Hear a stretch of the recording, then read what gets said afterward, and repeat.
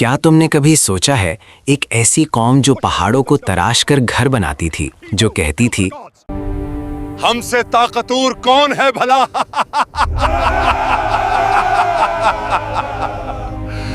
مگر جب آسمان کو روایا تو ان کے محل مٹی کے نیچے دبائے گئے۔ حضرت نوح علیہ السلام کے بعد ایک اور قوم پیدا ہوئی، قوم عاد، جو یمن اور عمان کے درمیان ایک علاقے اوقاف میں رہتے تھے۔ ان کے شہر کا نام آراف تھا، جو آسمان سے بات کرتا تھا۔ ان کے بدن پہاڑوں کی طرح مضبوط اور قد آسمان کو چھوتے ہوئے، اور ان کا غرور آسمان کو چیرتا تھا۔ وہ کہتے ہم ہی اس زمین کے وارث ہیں اور ہمیشہ رہیں گے۔ اوقاف کی ریت پر ان کے علاقے دور دور تک پھیلے ہوئے تھے، ان کے گھوڑوں کے پاؤں سے زمین گونجتی تھی۔ رات کو ان کے چراغوں کی روشنی دور تک سمکتی، گویا ان کے شہر زمین پر کوئی تاج ہو، اور وہ اپنی محفلوں میں اکثر یہی کہتے ہم جیسے لوگ دوبارہ پیدا نہیں ہوں گے، اور ان کے بچے چھوٹی عمر میں ہی بھاری پتھر اٹھا کر اپنی طاقت دکھاتے، اور بزرگ گرو سے کہتے ہمارے بچے بھی پہاڑوں کو جھکانے والے ہیں۔ عاد کے لوگوں کا ایک اور عجیب عقیدہ تھا، اور وہ ہوا کو اپنا غلام سمجھتے تھے۔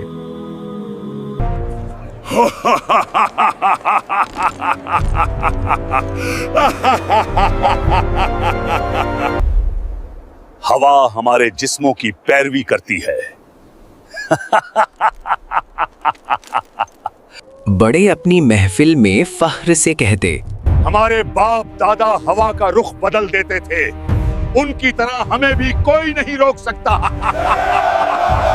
وہ لوگ طوفان کو دور سے آتا دیکھتے تو ہنس کر کہتے ہوا ہمارے ساتھ ہے، یہ ہم پر نہیں ہمارے دشمنوں پر پڑے گی۔ لیکن انہیں کیا پتا تھا آنے والی ہوا ان کی سب سے بڑی دشمن بن چکی ہے۔ عاد کے لوگ صرف لمبے ہی نہیں تھے، ان کی جسمانی بناوٹ عام انسان سے کئی گنا بڑی تھی۔ دریا کے کنارے ان کے قدموں کے نشان آج بھی ملتے ہیں، جن کو دیکھ کر لوگ آج بھی حیران رہ جاتے ہیں۔ ان کے گھروں کے دروازے اتنے اونچے ہوتے کہ ایک گھوڑوں اور سوار دونوں سیدھا اندر جا سکتے تھے، اور ان کے برتن پتھر کے بنے ہوئے اتنے بڑے کہ ایک برتن میں پورے خاندان کو کھانا پک جائے۔ وقت گزرتا گیا اور غرور بڑھتا چلا گیا، وقت گزرتا گیا اور ان کا تکبر بڑھتا گیا۔ پھر اللہ نے اپنا نبی بھیجا، حضرت ہود علیہ السلام، جو کہنے لگے اے میری قوم، صرف اللہ کی عبادت کرو، اس کے علاوہ ہمارا کوئی معبود نہیں، وہی ہے جس نے ہم سب کو پیدا کیا۔ کیا تو چاہتا ہے ہم اپنے باپ دادا کا مذہب چھوڑ دے؟ ہم لوگ طاقتور ہیں۔ حضرت ہود علیہ السلام نے پھر میں کہا تمہیں اس عذاب سے ڈرا رہا ہوں جو تم سوچ بھی نہیں سکتے۔ لیکن جن دلوں میں غرور بھر جائے، وہاں نصیحت پتھر سے ٹکرا کر ٹوٹ جاتی ہے۔ حضرت ہود علیہ السلام روزانہ ان کے بازاروں، محلوں اور دروازوں پر جا کر انہیں اللہ کی طرف آخری دعوت دیتے۔ کبھی ان کے ہود، سردار ہنس کر اگر کہتے تیری بات میں دم ہوتا تو ہمارے محل کب کے تباہ ہو چکے ہوتے۔ کبھی ان کے بچے حضرت ہود علیہ السلام کی آواز کا مذاق اڑاتے۔ حضرت ہود علیہ السلام کو دیکھ کر کچھ لوگ اپنا راستہ بدل لیتے تھے کہ کہیں انہیں اللہ کا خوف نہ پکڑ لے۔ ایک دن ہود علیہ السلام ان کی اسمبلی میں گئے، جہاں ان کے سردار سونے کے تختوں پر بیٹھے تھے۔ ہود علیہ السلام نے اللہ کہا کی بنائی ہوئی قدرت کا نظام دیکھ لو، تمہاری طاقت کچھ بھی نہیں اللہ کے سامنے۔ یہ سن کر یہ ان کے جھوٹے سردار وعدے ہنس بند پڑے کر، اور بولے اور اگر عذاب آتا بھی ہے تو ہم اس کو اپنی طاقت سے روک لیں گے۔ عذاب سے کچھ دن پہلے عاد کی وادی میں ایک عجیب منظر ہوا۔ رات کو آسمان میں ایک گہری گونج سنائی دی، نہ بادل گرجا نہ بجلی چمکی، مگر عاد کی وادی میں ایسے لگا جیسے کوئی دور سے پکار رہا ہو۔ عاد کے لوگ اس آواز کو سنتے اور آپس میں کہتے یہ تو پہاڑوں کی آواز ہے، جیسے کچھ بڑا ہونے والا ہو۔ حضرت ہود علیہ السلام جو کہنے لگے یہ رحمت کی پکار نہیں، یہ تم لوگوں کو اللہ کی طرف سے تنبیہ ہیں۔ زمین بھی ہماری طاقت سے ڈرتی ہے، ہم اتنے طاقتور لوگ ہیں۔ انہیں نہیں پتا تھا کہ یہ زمین کا آخری اعتراض تھا۔ پھر آیا اللہ کا فیصلہ۔ سب سے پہلے ان پر قحط آئی، 3 साल तक एक बूंद भी बारिश न हुई। नदियां सूख गईं, बाग जल गए, जमीन पत्थर बन गई। लोग आसमान की तरफ देखते रहे कि कब बारिश आए भी, लेकिन आसमान से जवाब आया, खामोशी। पहले साल उन्होंने कहा, ये तो मामूली सा मसला है, हम तो ताकतवर लोग हैं। दूसरे साल प्यास ने उनकी जबानें सुखा दी। खाली मटके दीवारों से टकराते। आद के लोग पानी की तलाश में यहाँ वहाँ भटकते और जानवर प्यास की वजह से मरने लगे। तीसरे साल आद की जमीन से वो हंसी, वो फख्र और वो आवाज ही गुम हो गई जो कभी आसमान को टकराने का दावा करती थी।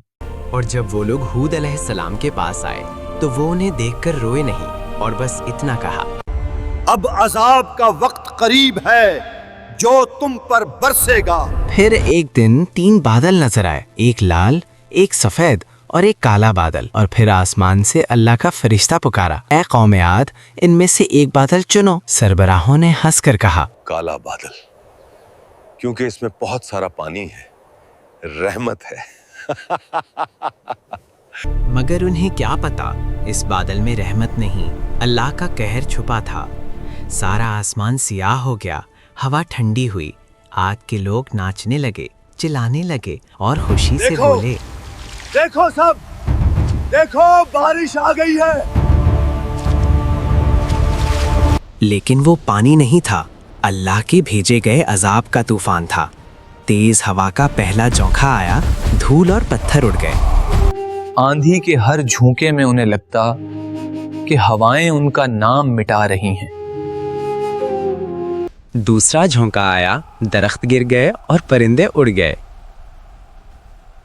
उनकी सारी मूर्तियां, उनका सारा फख्र, उनके बाग, उनका सारा शहर सब हवा में बिखर रहा था। असल जैसे ही हवा का तीसरा झोंका आया, इंसान हवा से छन गए और घरों की दीवारों से जा लगे।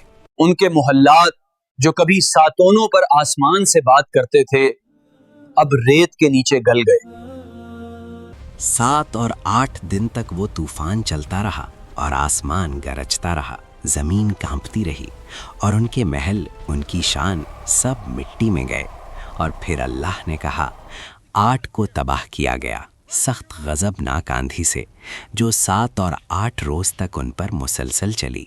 और फिर जब हवा रुकी तो सिर्फ सन्नाटा था, रह गया सिर्फ रेत का समंदर और गिरे हुए खजूर के खोखले तने। लेकिन उन चंद लोगों को जो हज़रत हूद अलैहिस्सलाम के साथ ईमान लाए, अल्लाह ने उनको बचा लिया। उन्हें पहाड़ों के गार में पनाह दी गई। और फिर हज़रत हूद अलैहिस्सलाम ने कहा, ऐ मेरे रब, तू सबसे ज्यादा रहम करने वाला है, हमें उन रास्तों पर कायम रख जो तेरी तरफ ले जाते हैं। हूद अलैहिस्सलाम जब वादी के ऊपर खड़े तबाहूद शहर को देख रहे थे तो उनकी आंखों में आंसू भर आए। ये वो लोग थे जो कभी तकब्बुर से कहते थे, हमसे ताकतवर कौन है भला। और अब उनकी जिंदा निशानें भी हवा में बिखर चुकी थीं।